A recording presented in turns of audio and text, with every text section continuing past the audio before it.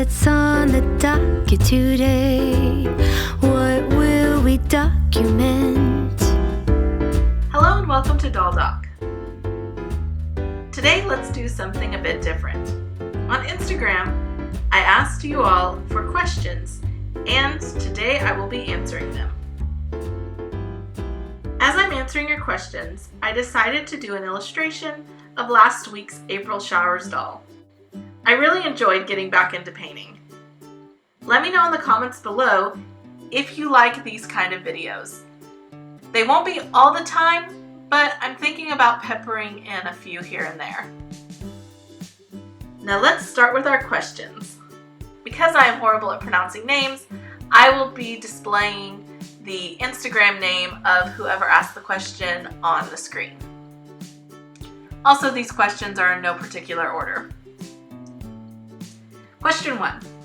Where do you get your dolls, and have you ever worked with anything besides these type of dolls? So most of my dolls I buy from eBay or I find in thrift stores. I mainly work with Monster High, but I have worked with some Disney's Descendant dolls, and I've practiced on a few Barbies that I found in thrift stores. Question 2. What inspired you to start repainting dolls? So the first doll repaint video I came across, I think, was by Delightful.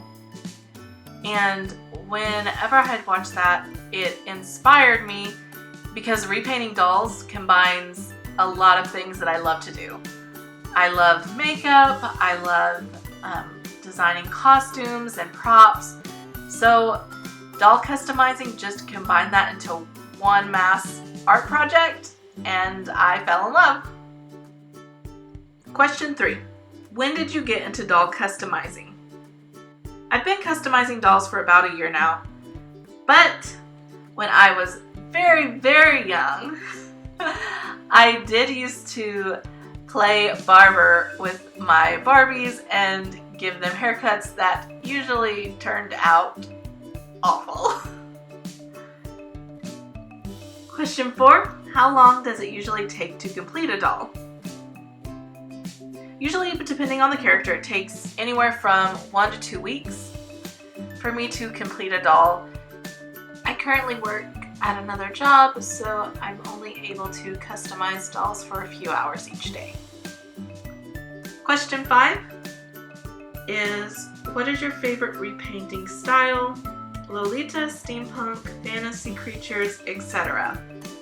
So far, it is steampunk. I haven't tried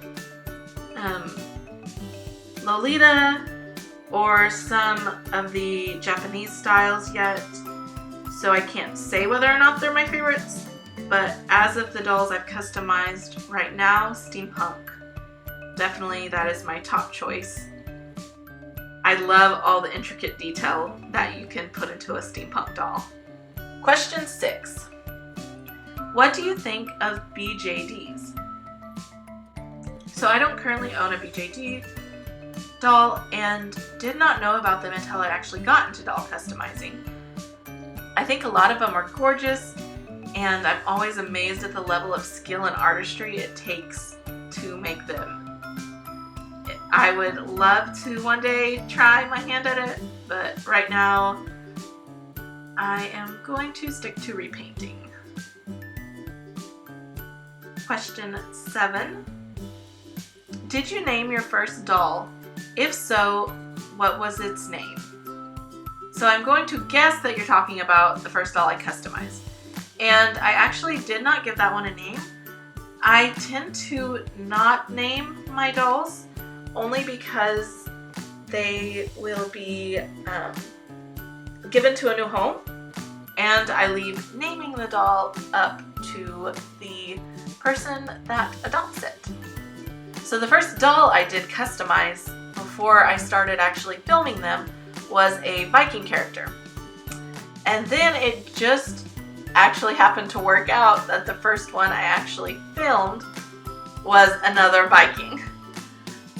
I don't know what I would name her if I did give her a name. Question 8. What is your favorite face mold to work with? So I think out of the Monster High dolls I've worked with, my favorite so far has been Draculara. I really like her eye shape, and her face is nice and soft, so I can either make her look really young or more mature. Question 9, what's your favorite musical? So at the moment, my favorite musical is Wicked. But I am a huge musical fan, so it is really hard to narrow it down to just one. And there should be more dolls in the future that are inspired by some more of my favorites. Question 10. How did you get into doll makeovers?